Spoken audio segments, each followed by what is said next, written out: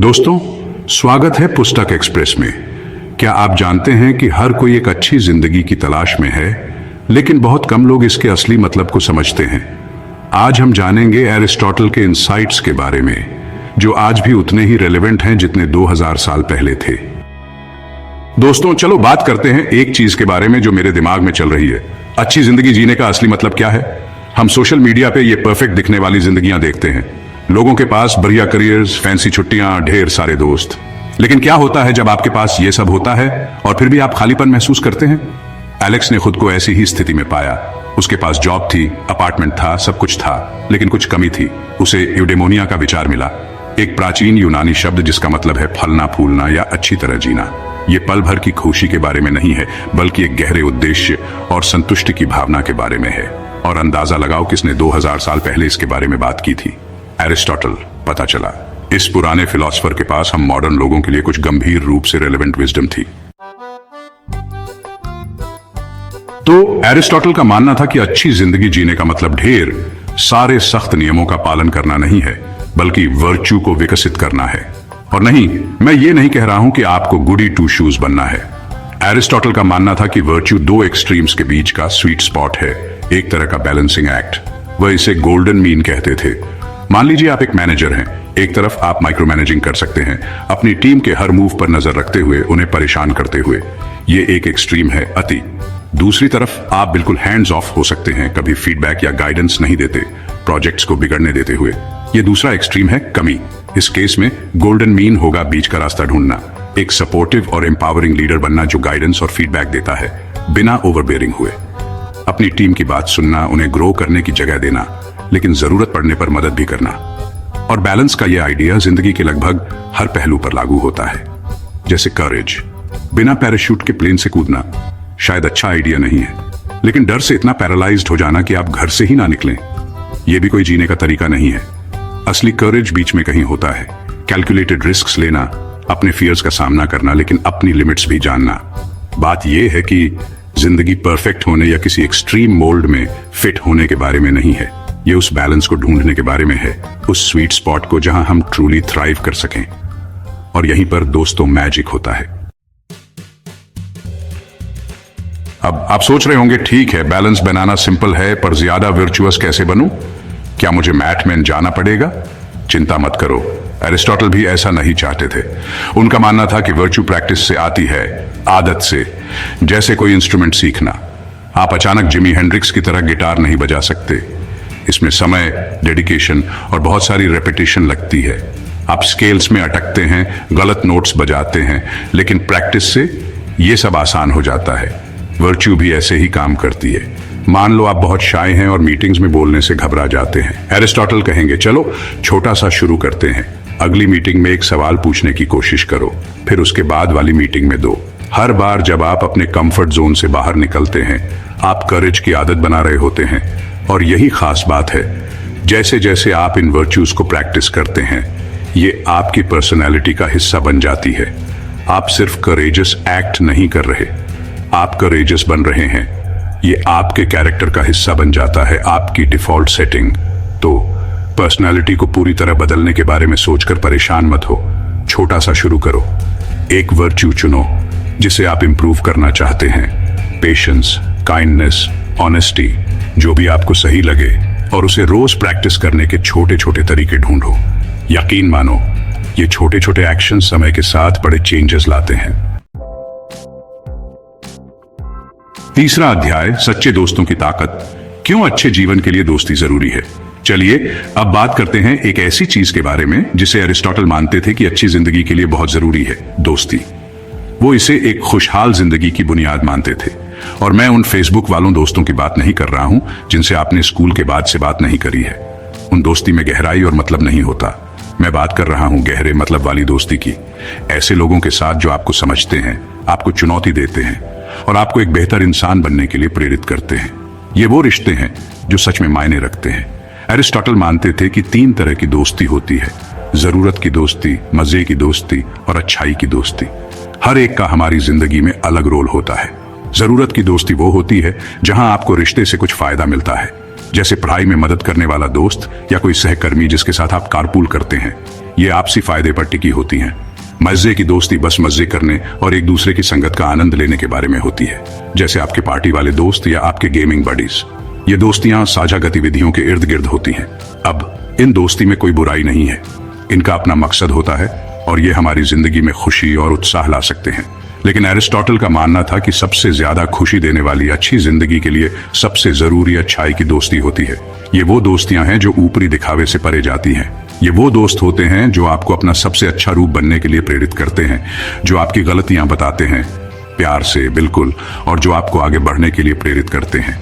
वो आपके सबसे बड़े समर्थक और ईमानदार आलोचक होते हैं। वो आपके साथ हर सुख दुख में खड़े रहते हैं, आपकी जीत का जश्न मनाते हैं, और जब आप ठोकर खाते हैं तो आपको सहारा देते हैं। जरा सोचिए, वो कौन लोग हैं जिनके साथ आप बिल्कुल अपने जैसे रह सकते हैं?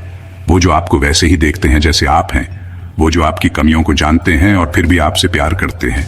ये वो लोग हैं जो आपको बिना किसी शर्त के स्वीकार करते हैं। ये वो दोस्तियां हैं जिनकी कद्र करनी चाहिए, जो हमारी जिंदगी को सच में समृद्ध बनाती हैं। ये हमारे जीवन में गहराई और अर्थ जोड़ती हैं। तो अगर आप थोड़ा अकेलापन महसूस कर रहे हैं तो असली सच्चे रिश्ते की ताकत को कम मत आंकिए। ये आपकी जिंदगी को ऐसे बदल सकता है जिसकी आपने कभी कल्पना भी नहीं की होगी। उन दोस्ती को बढ़ावा दीजिए जो आपको ऊपर उठाती हैं, और लोगों के सामने अपने दिल की बात कहने से मत डरिए। सच्चे रिश्तों के लिए खुलापन और विश्वास जरूरी है। आपको इससे होने वाले बदलाव पर हैरानी होगी। सच्ची दोस्ती एक खुशहाल और संपूर्ण जीवन की कुंजी हो सकती है। चौथा अध्याय, धैर्यवान शिक्षक, सख्ती और नरमी के बीच संतुलन।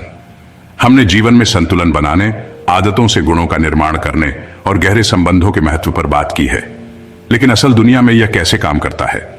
हम इन सिद्धांतों को रोजमर्रा की स्थितियों में कैसे लागू करते हैं? आइए अरस्तु की शिक्षाओं से प्रेरित एक आधुनिक उदाहरण देखें।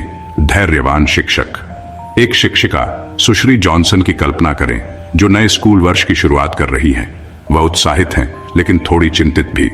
उन्हें कई अलग अलग व्यक्तित्वों से भरे कमरे का सामना करना पड़ रहा है, जिनमें से प्रत्येक की अपनी ताकत, कमजोरियां और सीखने के तरीके हैं।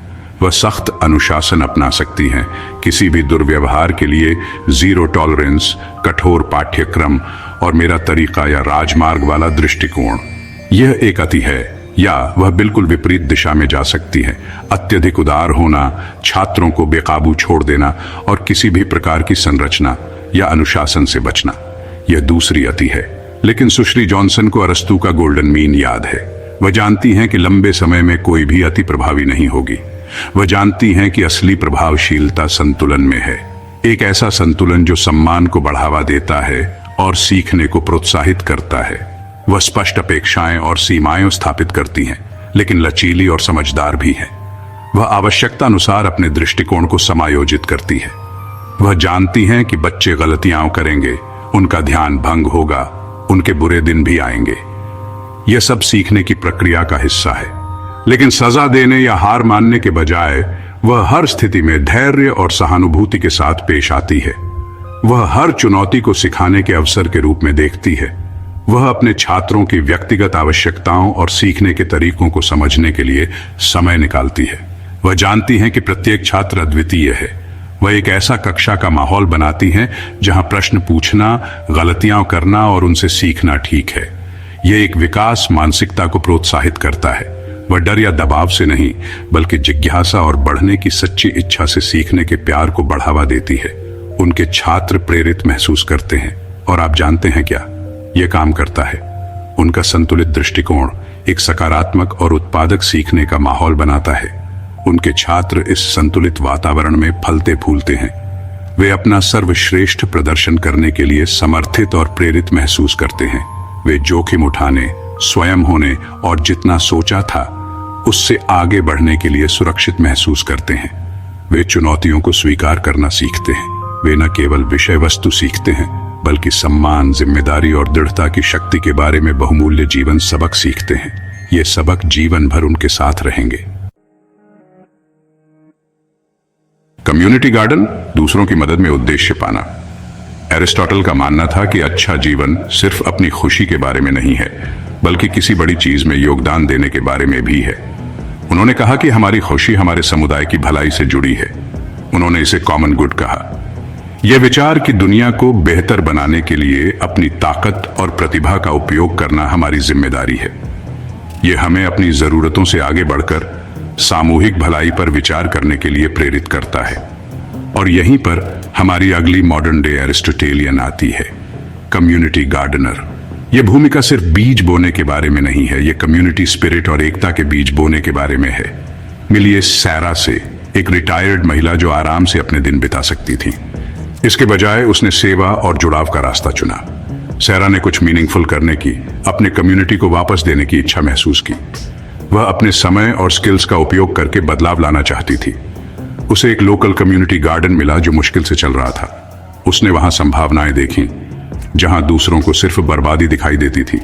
उसने हफ्ते में कुछ घंटे वॉलंटियर करना शुरू किया, गार्डनिंग के अपने प्यार को हर किसी के साथ शेयर किया। उसका उत्साह संक्रामक था और जल्द ही दूसरे लोग भी उसके प्रयासों में शामिल होने लगे। उसने बच्चों को बीज बोना सिखाया, परिवारों को अपना खाना उगाने में मदद की और हर वर्ग के लोगों को एक साथ लाया। उसका बगीचा अलग अलग कहानियों और शेयर्ड एक्सपीरियंसेस का संगम बन गया। सैरा रिकॉग्निशन या एक्कोलेड्स की तलाश में नहीं थी।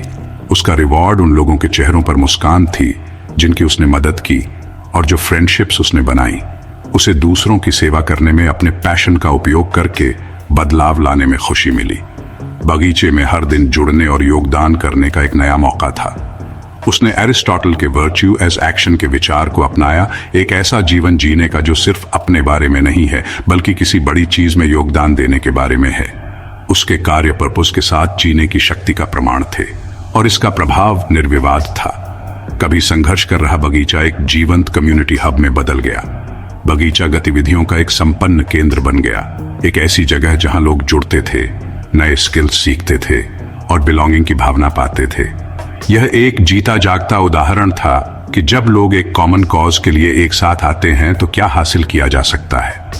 यह कम्युनिटी की शक्ति, शेयर्ड पर्पस का और उस रिपल इफेक्ट का प्रमाण बन गया जो एक व्यक्ति की कॉमन गुड के प्रति प्रतिबद्धता से हो सकता है। सैरा के डेडिकेशन ने दूसरों को अपने तरीके से एक्शन लेने के लिए प्रेरित किया। इसलिए चाहे वह आपका समय वॉलंटियर करना हो, किसी ऐसे कॉज में डोनेट करना हो जिसमें आप विश्वास करते हैं, या किसी जरूरतमंद की मदद करना हो, याद रखें कि काइंडनेस के छोटे छोटे कार्य भी एक गहरा प्रभाव डाल सकते हैं। हर प्रयास मायने रखता है। वह चीज ढूंढें जो आपको एक्साइट करती है, जो आपको किसी बड़ी चीज से जुड़ा हुआ महसूस कराती है और उसे करें। बदलाव लाने के अवसरों को अपनाएं।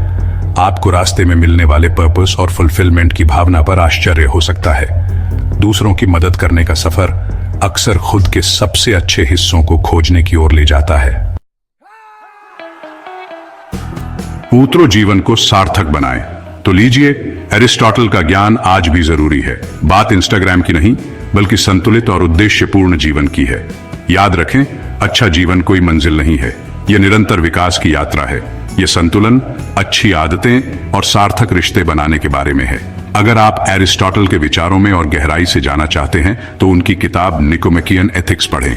आपको नीचे डिस्क्रिप्शन में लिंक मिलेगा। और ऐसे ही और विचारों के लिए सब्सक्राइब करें और हाँ, कमेंट्स में बातचीत जारी रखें। इस हफ्ते आप किस गुण पर ध्यान देंगे, मुझे बताएं। पुस्तक एक्सप्रेस के साथ जुड़े रहें और ज्ञान की इस यात्रा को जारी रखें।